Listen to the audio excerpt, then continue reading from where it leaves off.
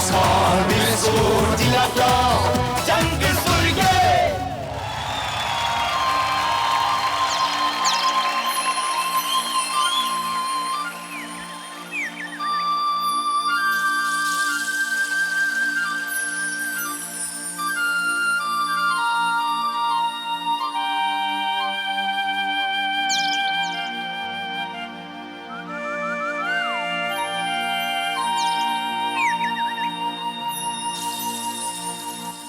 कहाँ बाऊपन घट पन घटवा के गोरी कहाँ बिया माई जे सुनावत रहे लोरी कहाँ बाऊपन घट घटवा के गोरी कहाँ बाऊपन घटपन घटवा के गोरी कहाँ बिया माई जे सुनावत रहे लोरी कहाँ बिया माई जे सुनावत रहे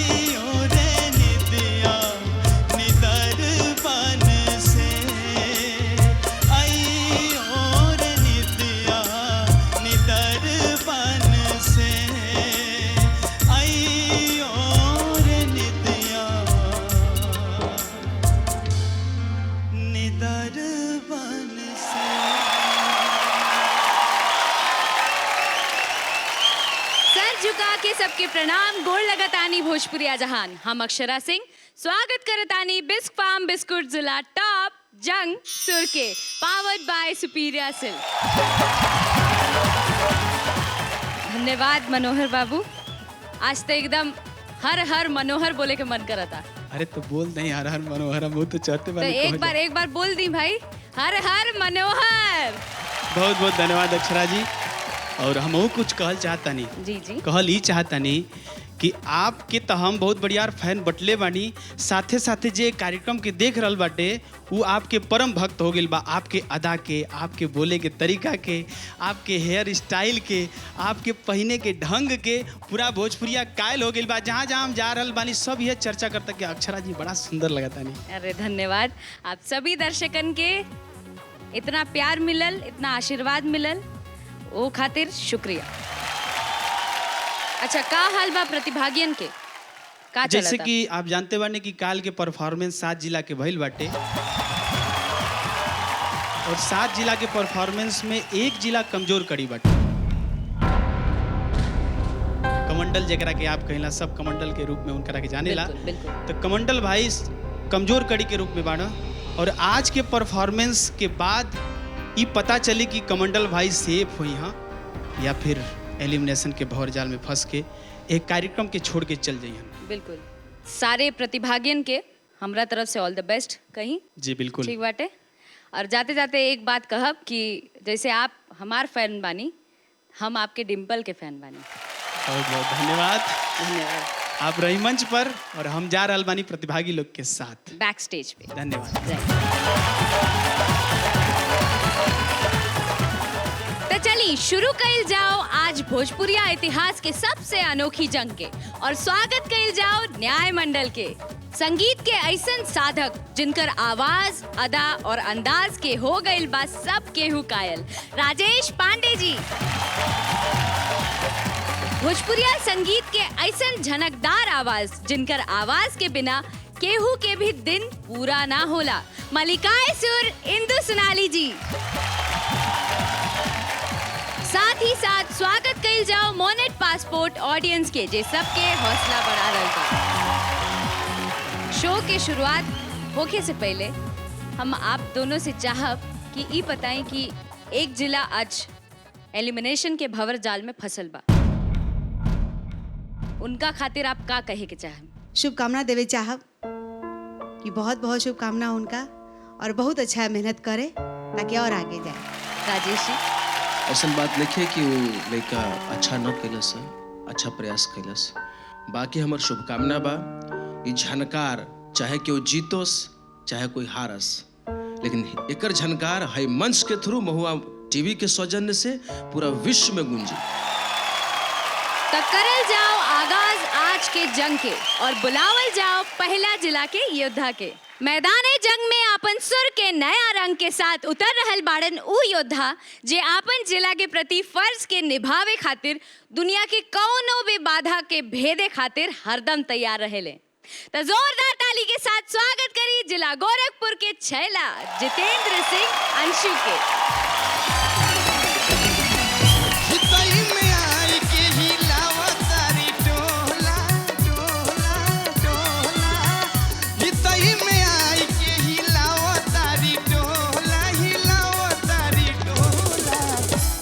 तोहर बहिनी लागेली बम गोला, भौजी तोहर बहिनी लागेली बम गोला, उनके चलते लइकन में मार रोज होला, उनके चलते लइकन में मार रोज होला और मार रोज होला, भौजी तोहर बहिनी लागेली बम गोला, भौजी तोहर बहिनी लागेली बम गोला।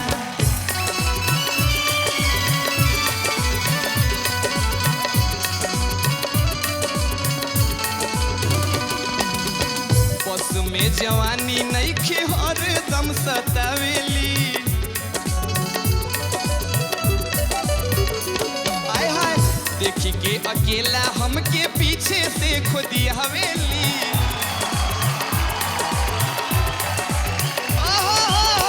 बस में जवानी नइखे हरदम सतावेली, देखी के अकेला हमके पीछे से खुदी हवेली। लागो तलील जइहे डाबर के हजमोला मोला मोला, लागो तलील जइहे डाबर के हजमोला हर डाबर के हजमोला, भौजी तोहर बहिनी लागेली बम गोला, भौजी तोहर बहिनी लागेली बम गोला।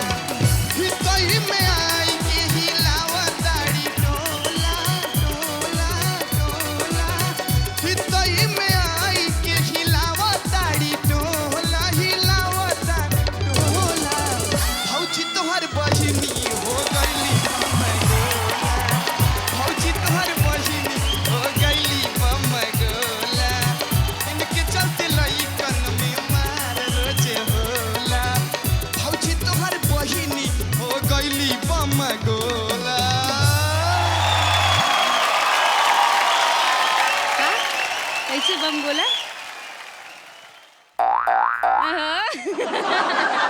आपके तो सब हीरो कहेले। चलो तो एक काम करा, कहिए। एक सीन करना है फिल्म का, ठीक है? बाप रे। आप हीरो हम हीरोइन। हीरो अपनी हीरोइन से कैसे बात करेगा? हेलो हेलो का हो का हाल चाल है? एकदम ठीक बाटे रहुआ कैसन बानी? अरे का बताई थोड़ा याद में पल पल मरतानी। अरे बाप रे बाप, हमहू कैसे जिए तानी हमरा हम बता ना सकीले। तोरा के देखल एकदम मतलब कितना दिन हो गए, आओ ना तनी। अरे ये तो एकदम नंबर 1 हीरो बनेंगे आप, बनिएगा हीरो पक्का? एक बार और स्टाइल दिखा दीजिए हीरो वाला। हितई में आई के हिलावतारी डोला डोला, हितई में आई के हिलावतारी डोला हिलावतारी डोला। भौजी तोहर बहिनी हो गइली बम्मा गोला, भौजी तोहर बहिनी हो गइली बम्मा गोला, भौजी तोहर बहिनी हो गइली बम्मा गोला, भौजी तोहर बहिनी हो गइली बम्मा गोला। जबरदस्त परफॉर्मेंस रहे आपके, एकदम मन एकदम टनटना गई हमरा भाषा में। धन्यवाद। चले राजेश जी। अरे हम हतने कहब है लड़का में का नशा बाजी के गोरखपुर हाँ हिलावत जिला। 10 इंदु जी बोला ताली, यानी कि 10। बस 10 और बस। बहुत बढ़िया जितेंद्र, नजर ना लगे मेरी। दमदार झमकदार परफॉर्मेंस आपका था, बहुत बढ़िया।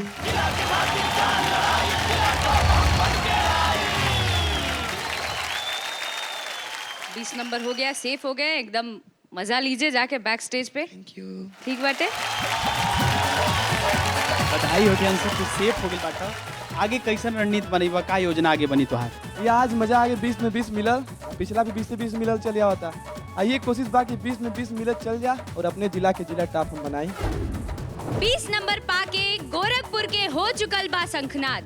जिला गोरखपुर के लाल लगा देले बाड़न सुर के दाव और हो गईले सेफ। अगला प्रतिभागी एलिमिनेशन के भंवर जाल से बचे के कौन तरकीब अपनाई है? कैसन मची सुर के जंग, के उतराई के डूबी, सब पता चली एगो छोट से ब्रेक के बाद। देखत रही जहां बिस्क फार्म बिस्कुट जिला टॉप जंग सुर के, पावर्ड बाय सुपीरियर सिल्क।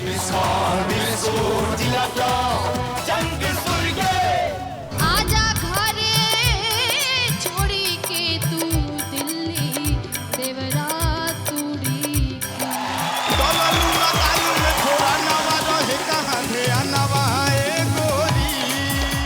ये लीजिए, सरप्राइज है आपके लिए।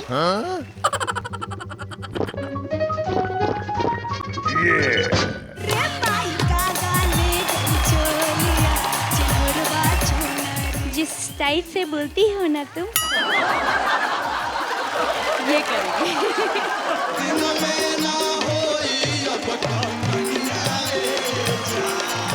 Your eyes like a fish, my eyes like a tiny fish.